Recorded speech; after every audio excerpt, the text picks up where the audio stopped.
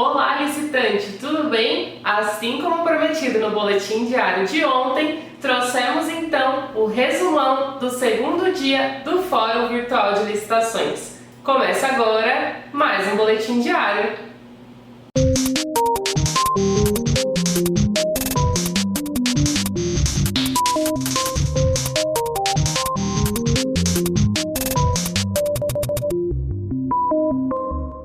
Natália, a missão aí ela foi difícil aí para cada palestrante novo, porque o evento começou com a temperatura lá em cima já, né? Se você não viu o vídeo anterior, volte aí e veja o boletim de ontem que a gente explicou um pouquinho. Mas na sequência, o que eu recebi? Já no primeiro dia, o professor Jamil. O Jamil eu julgo como um dos maiores especialistas em compras públicas atualmente no país. É um profundo estudioso. E é muito legal porque ficou aquele bate-papo leve, era para ser juntamente aí com o professor Leandro, a agenda não permitiu, mas mesmo assim ele tocou, fala com propriedade aí da 13979 e vários outros assuntos, contando o que? O dia a dia, a experiência que ele tem, inclusive como pregoeiro. Foi um bate-papo sensacional. E na sequência já entrou o professor Leandro, né? Leandro Matsumota, que também, apesar de a agenda não permitir, ele gravou na noite anterior conosco,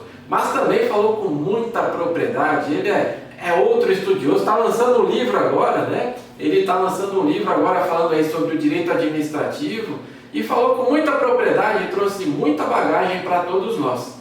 E é só conferir aí na sequência do vídeo.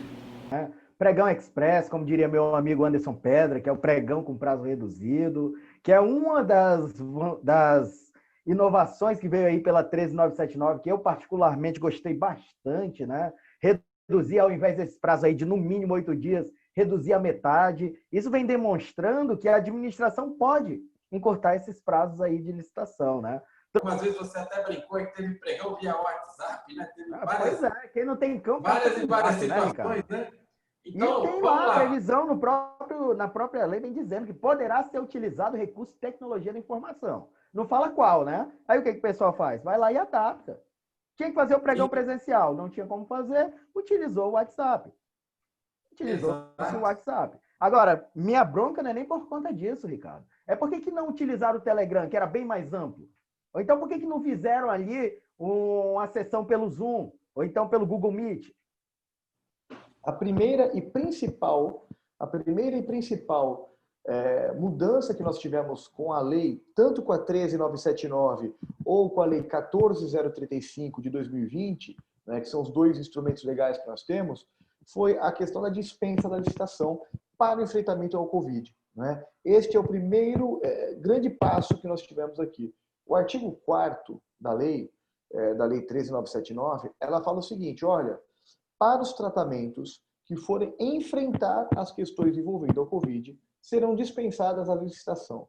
Hoje, a dica que eu passaria para esses alunos, né, que estão nos assistindo, que seja essa, tá? Se capacite, se atualize principalmente, porque lá na frente os órgãos de controle, Tribunal de Contas, Ministério Público, não vão querer saber se você não está, porque a lei é muito nova, não deu tempo de entender. Isso aí ninguém vai entender depois, tá?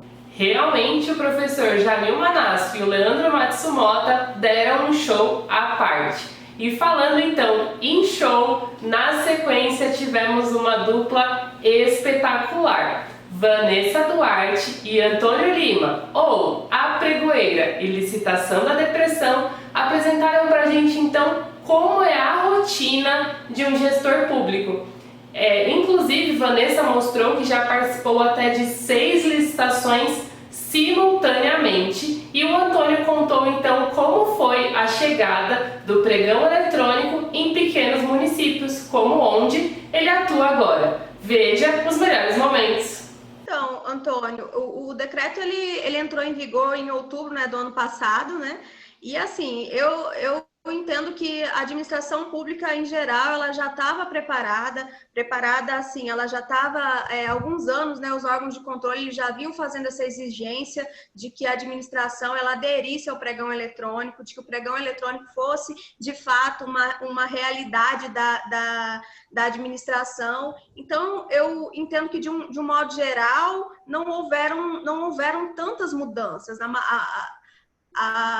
os gestores públicos, assim, os que mais sentiram, na verdade, foram os municípios pequenos, né? Aqueles municípios menores. E o pregoeiro tem que ter. Então, tudo o que o pregoeiro deve fazer está lá no artigo 17, ok? Só que, quando estamos falando do pregão, nós estamos no meio de todo o processo. Então, tem o prévio e tem o pós-pregão, né? E essa questão da definição de modo de disputa, em tese, ele está no prévio. E isso extrapola o que o decreto diz, que são atribuições do pregoeiro. No mundo ideal, o pregoeiro não deveria, né, assinar o próprio edital de licitação. Mas no mundo real, eu tenho muitos colegas, e eu já assinei muito edital, eu assino edital hoje. Então, assim, eu tenho essa função, tenho essa mais essa responsabilidade, né, de desenvolver as regras, né, do certame no edital e assinar, ser responsável por tudo que ali ficou estabelecido. Combinado a isso, o pregoeiro tem ainda que fazer o quê? Ele tem que responder todos os esclarecimentos e todas as impugnações, se houverem, né? Em tempo hábil, né? Que é um tempo super razoável para o pregoeiro. Agora deu uma melhorada, né? Mas antes era humanamente impossível, né? Aí, às vezes, a gente se depara com peças impugnatórias gigantescas, de 30 laudas, 40 laudas, assinadas, impressas digitalizadas, para não haver a possibilidade do pregoeiro nem copiar a pergunta, né? O bom que agora, com o advento do decreto 10.024, ali no artigo 17, ele vai falar quais são as funções do pregoeiro. Eu, Antônio, não recomendo que o pregoeiro assine o edital. Não faz muito sentido, você vai julgar aquilo que você assinou. Mas a gente sabe que isso seria no Brasil. A gente sabe que lá em Nárnia as coisas não funcionam bem assim. Então, o pregoeiro faz tudo, assina tudo. E se deixar, ele assina até no lugar da autoridade competente. Lá em Nárnia, o pregoeiro ele tem que tomar a decisão dele na licitação e depois julgar o próprio recurso administrativo, entendeu? Mas isso só acontece lá, né? Aqui no Brasil não acontece. A gente faz o julgamento e quem vai decidir, quem vai julgar vai ser outra pessoa, sempre. Realmente foi um papo não só divertido, mas esclarecedor também, porque 6 pregões ao mesmo tempo, muitos de nós temos aquela sensação, mas o pregoeiro está só cuidando disso e está atrasando. Não, eles têm aí um acúmulo de funções, né? Infelizmente. Mas aí na sequência, aí o terno molhou, a camisa molhou, porque eu entrevistei um trio sensacional e esclarecedor aí sobre o tema compliance, né? Doutora Michele Stoffel, Karina Amorim e o nosso querido professor Jacobi Fernandes. Eu sempre falo isso, gente. A gente tem que ter essa noção do interesse coletivo e não do interesse individual. E aí eu dou o exemplo do supermercado. Então, o brasileiro vai fazer supermercado e aí ele vai lá, ele pega 2 carrinhos, porque ele está com pressa, ele tem que correr para o trabalho, aí ele coloca o filho numa fila e ele na outra. A fila que sair, que for primeiro, é a fila que eu vou entrar. Na realidade, ele está usando 2 lugares, né? E ele está esquecendo a pessoa que está atrás dele. Essa pessoa também pode estar com pressa. Por que o direito dele é melhor do que o direito da pessoa que está atrás? É um conjunto de normas. Por isso que o compliance no setor público é um e no setor privado é outro, né?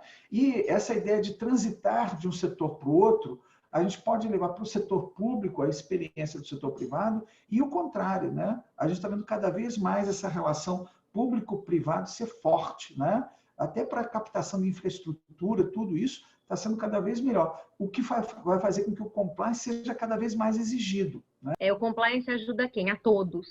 Inclusive, eu acho que é um instrumento de educação da própria sociedade, né? Então, ajuda a organização em si, que institui o compliance, né?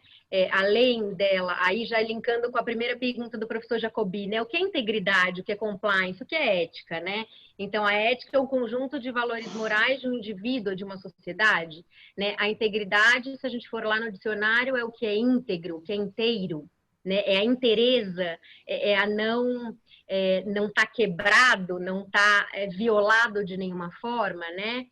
E o compliance, lá atrás, em tese, muita gente entende assim hoje, é a conformidade. Será que é só isso? Não. Eu acho que a gente precisa dos três juntos.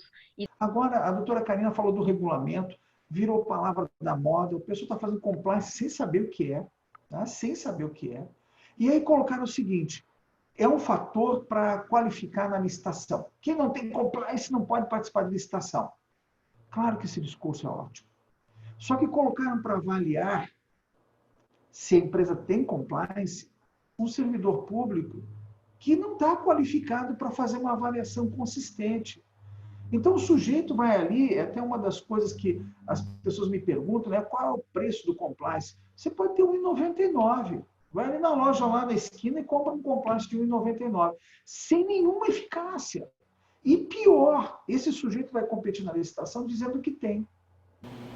É isso mesmo. E para finalizar o dia, eu tive a honra então de entregar para os felizardos o brinde do Fórum Virtual de Licitações.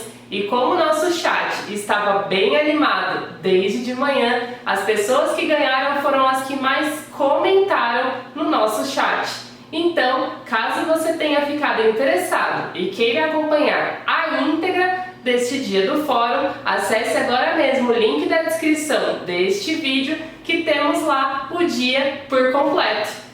Um agradecimento especial ao Lúcio, que só ele deu um show à parte lá no nosso chat, né? É isso mesmo. E não perca então o boletim da próxima semana, não é mesmo, Ricardo? É isso aí. Na próxima semana falaremos do terceiro e último dia do fórum. Aguardem!